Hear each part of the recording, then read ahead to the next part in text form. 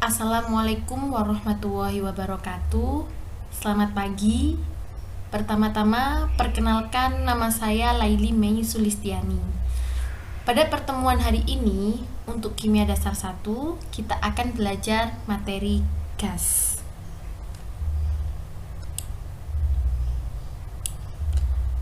Pertama, zat-zat yang berwujud gas. Seperti yang sudah dipelajari, bahwa materi adalah zat, di mana zat dapat berupa unsur dan senyawa. Pada bab sebelumnya telah dijelaskan bahwa wujud suatu materi terdiri dari 3 jenis, yaitu padat, cair, dan gas. Pada bab ini akan dibahas lebih dalam mengenai gas. Kita lihat pada tabel periodik unsur ini, dengan ditandainya warna biru ini menunjukkan bahwa unsur-unsur tersebut berwujud gas pada kondisi atmosfer normal. Keadaan atmosfer normal yang bagaimana? Yaitu pada suhu 25 derajat Celcius dan pada tekanan 1 atm.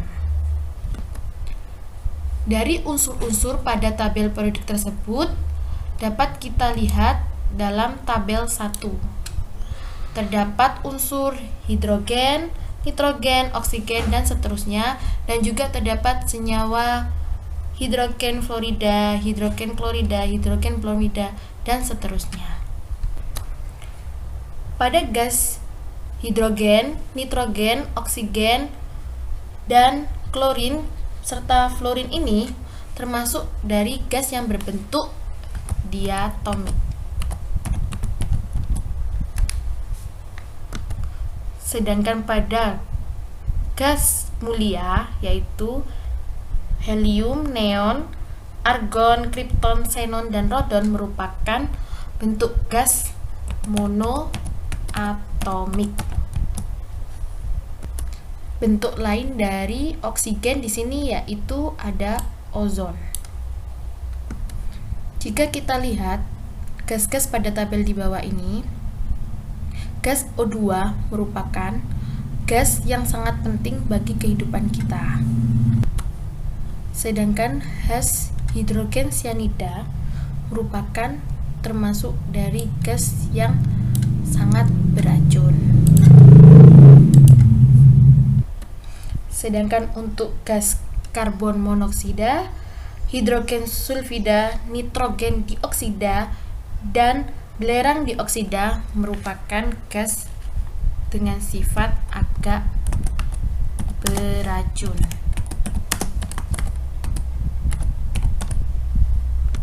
Untuk gas helium dan neon merupakan gas yang bersifat inert,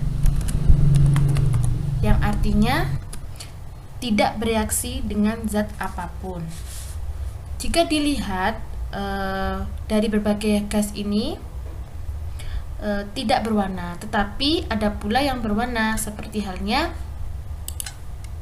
nitrogen oksida ini berwarna coklat gelap jika kita lihat pada udara yang terpolusi. Pada senyawa ionik pada kondisi normal tidak berwujud gas karena disebabkan oleh gaya elektrostatis yang sangat kuat. Gaya elektrostatis sendiri itu adalah gaya tarik antar kutub positif dan negatif, sehingga diperlukan energi yang tinggi untuk merubahnya menjadi gas. Misalnya pada molekul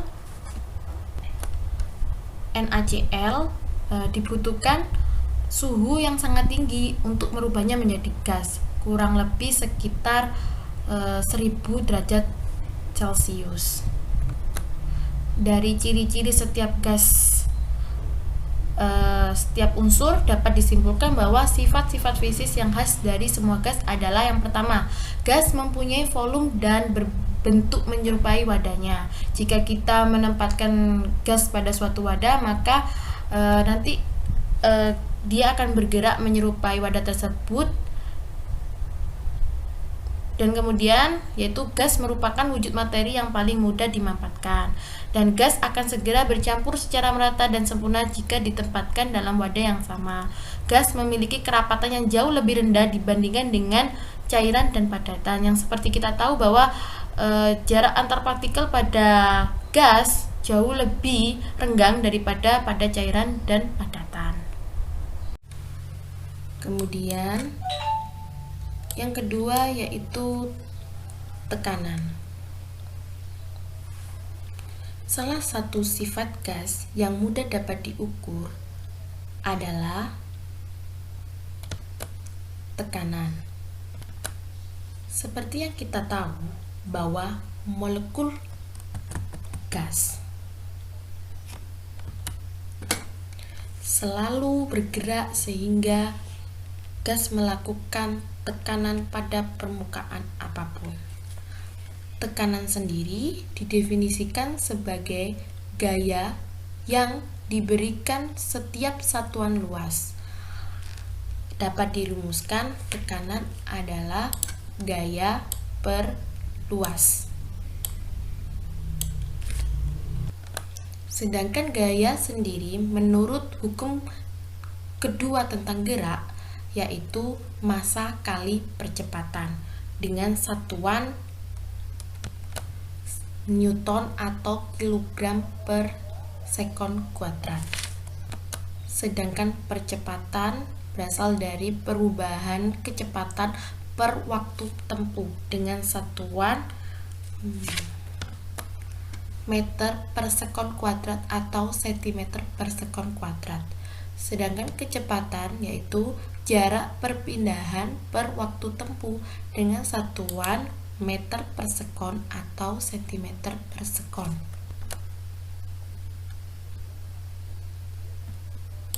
Untuk satuan tekanan menurut satuan internasional adalah Pascal atau biasa disingkat dengan PA. 1 Pascal biasanya juga disebut 1 Newton per meter persegi. Adapun satuan tekanan lainnya yaitu 1 atmosfer, di mana 1 atmosfer sama dengan 760 mm Hg atau 760 torr. Dan dengan 1 atm jika dikonversikan menjadi Pascal, yaitu dengan nilai 11.325 Pascal.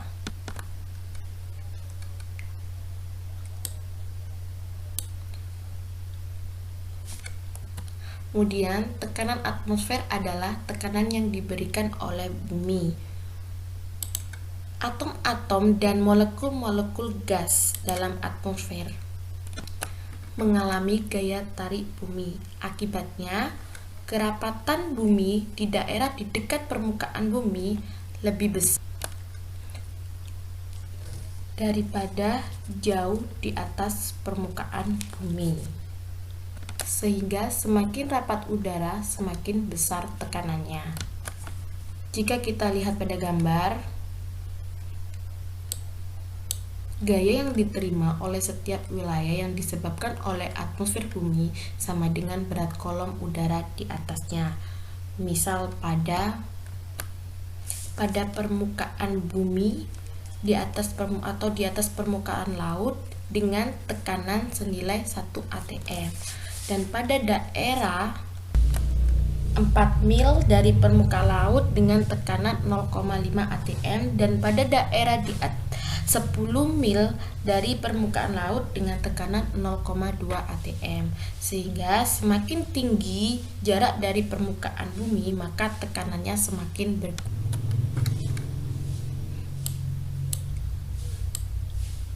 Kemudian alat untuk mengukur tekanan adalah barometer. Jika kita lihat pada gambar, barometer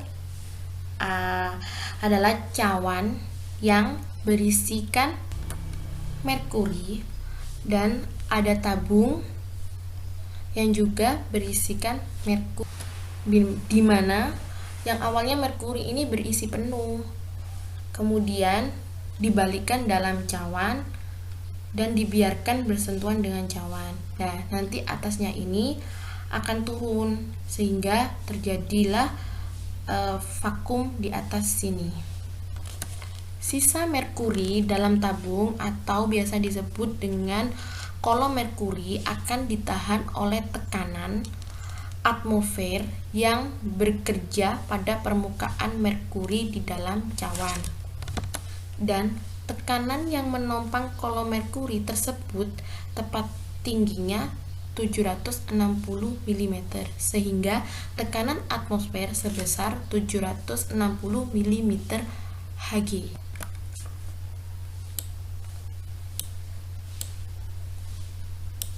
Kemudian alat lain untuk mengukur tekanan gas yaitu manometer.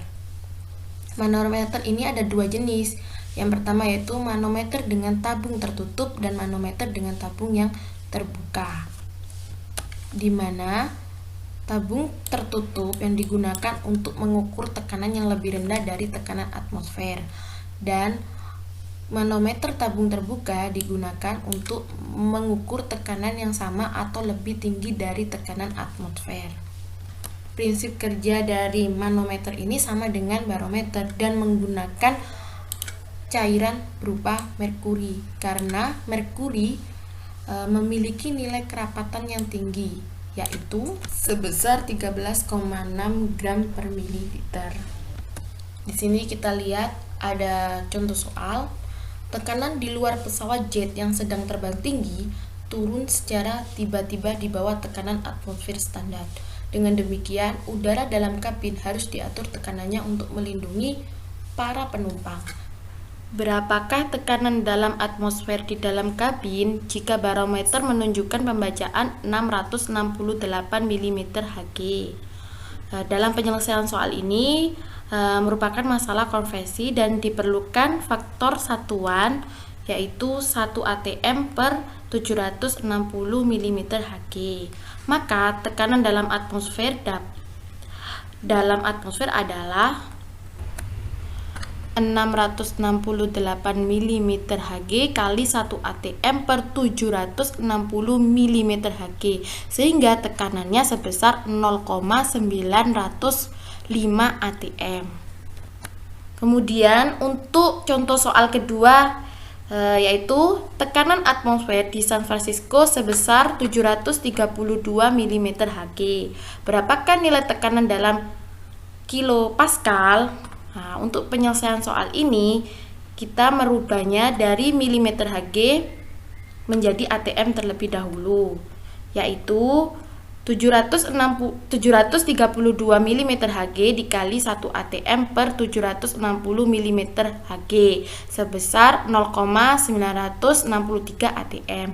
Kemudian 1 atm seperti yang kita ketahui, 1 atm sama dengan 1,01325 kali 10 pangkat 5 Pascal, sehingga dapat kita kalikan menjadi tekanannya 9,76 kali 10 pangkat 4 Pascal, dan bila dijadikan pada kilopascal menjadi 97,6. Oke, setelah kita mengetahui tentang zat-zat yang berwujud gas, kemudian tekanan gas, kemudian yang ketiga yaitu hukum-hukum gas. Hukum-hukum gas ini diperoleh dari banyaknya percobaan-percobaan yang telah dilakukan selama beberapa abad mengenai dari sifat fisik gas. Hukum yang pertama yaitu hukum Boyle. Pada rangkaian penelitian, Boyle meneliti tentang hubungan tekanan terhadap volume. Dan diperoleh percobaan seperti data pada tabel berikut. Dari kita lihat pada tabel ini, pada tekanan 724 didapat volume 1,5, sedangkan pada tekanan 2250 dengan volume 0,58 Hal ini menunjukkan bahwa ketika tekanan dinaikkan dalam suhu konstan, maka volume yang ditempati gas yang didapat semakin kecil. Sehingga dapat disimpulkan bahwa pada suhu dan jumlah zat konstan, tekanan berbanding terbalik dengan volume gas. Jika kita lihat pada gambar percobaan ini, menunjukkan bahwa semakin besar tekanan yang diberikan, maka volume gas di dalamnya akan semakin menurun.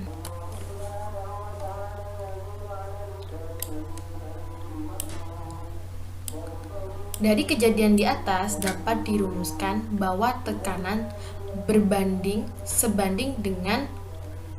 terbalik dengan volume, sehingga P sebanding dengan 1/V. Jika dijadikan sama dengan, maka P sama dengan konstanta 1 kali 1/V.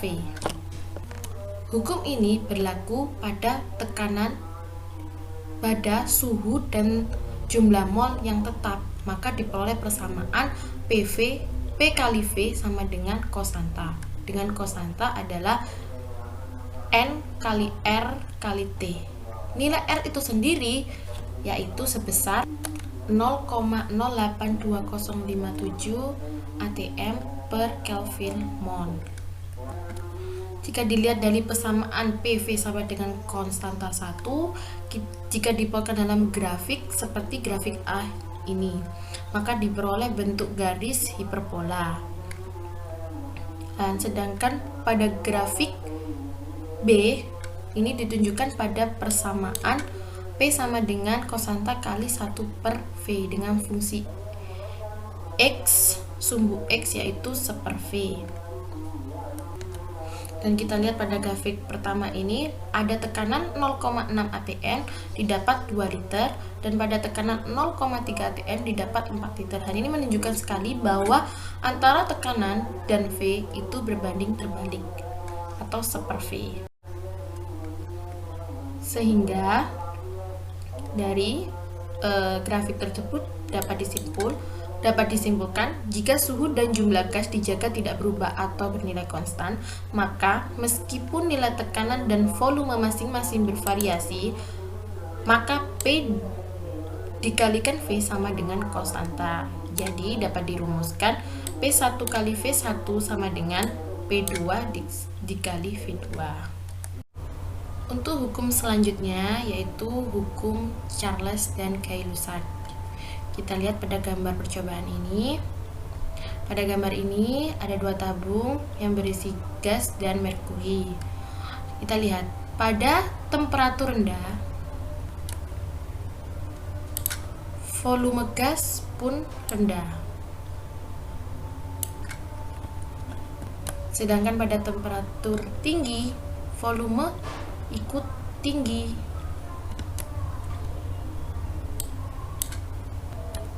Hal ini menunjukkan bahwa tekanan yang konstan, volume sampel gas akan memuai jika dipanaskan dan menyusut jika didinginkan. Atau dengan kata lain, T atau suhu berbanding lurus dengan volume gas. Dan ini pada keadaan tekanan konstan. Kita lihat pada gambar grafik berikut. Pada gambar terlihat berbagai variasi antara variasi P1, P2, P3, dan P4. Variasi berbagai tekanan ini menunjukkan perubahan volume dan suhu secara terus-menerus secara konsisten. Karena semua gas pada suhu rendah akan mengembung, maka di antara variasi tekanan ini akan bertemu perpotongan suhu pada keadaan volume 0, yaitu pada suhu negatif 273,15 derajat Celcius. Suhu ini sebagai nol mutlak, yaitu suhu terendah yang bisa dipakai dan biasanya disebut dengan skala suhu Kelvin. dapat kita lihat bahwa biasanya kita mengkonversikan suhu derajat Celcius ke Kelvin yaitu sebesar 273,15, atau biasanya dalam perhitungan kita menggunakan 273.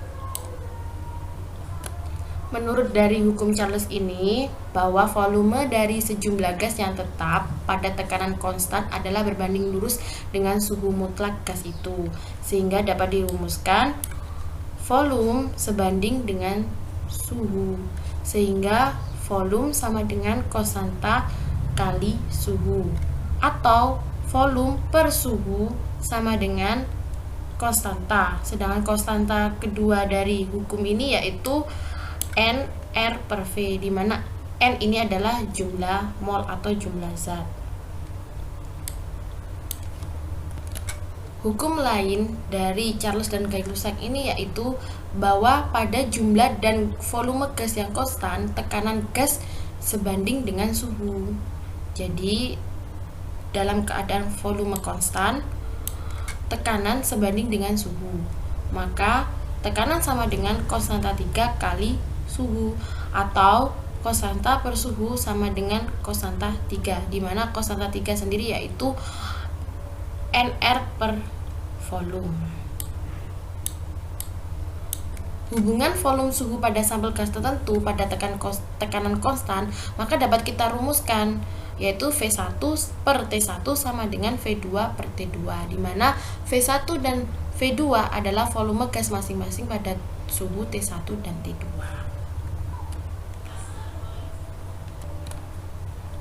Hukum ketiga yaitu hukum Avogadro.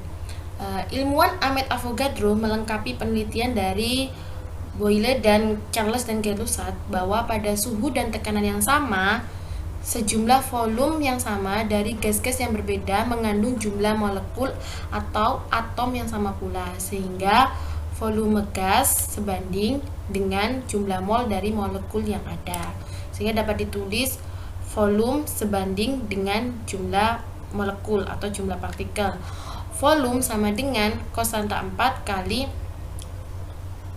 jumlah partikel atau mol, di mana konstanta 4 adalah R T per P. Menurut hukum Avogadro, jika ada dua gas yang bereaksi satu dengan yang lainnya, maka volume gas memiliki perbandingan yang sederhana. Misalnya, ada reaksi dalam 3 gas hidrogen dengan gas nitrogen, kemudian menjadi 2 gas amonia. Nah, ini jelas bahwa jumlah partikelnya ada 3 mol dan 1 mol, dan 3 mol gas hidrogen, 1 mol gas nitrogen, dan 2 mol gas amonia. Karena pada suhu dan tekanan yang sama, maka volume gas sebanding dengan jumlah mol yang ada. Maka reaksi juga dapat diartikan atau ditulis 3 volume gas hidrogen bereaksi dengan 1 volume gas nitrogen menjadi 2 volume gas amonia. Jika kita lihat pada gambar di bawah, terdapat gambar-gambar molekul pada suatu reaksi. Hal ini menjelaskan bahwa 3 molekul gas hidrogen bereaksi dengan 1 molekul gas nitrogen menghasilkan 2 molekul gas amonia. Hal ini juga menunjukkan arti bahwa 3 mol gas hidrogen bereaksi dengan 1 mol gas nitrogen menjadi 2 mol gas amonia. Dan juga bisa juga berarti 3 volume gas hidrogen bereaksi dengan 1 volume gas nitrogen menjadi 2 volume gas amonia.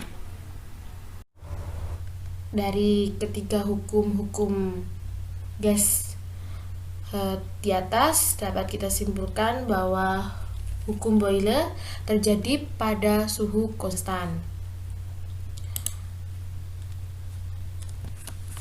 di mana apabila tekanan naik, volume akan turun, dan apabila tekanan turun, volume akan naik. Dengan rumus persamaan P sama dengan nRT 1 per V dengan nRT adalah konstan, yaitu kemudian hukum kedua yaitu hukum Charles dan Gay-Lussac, di mana terjadi pada tekanan konstan.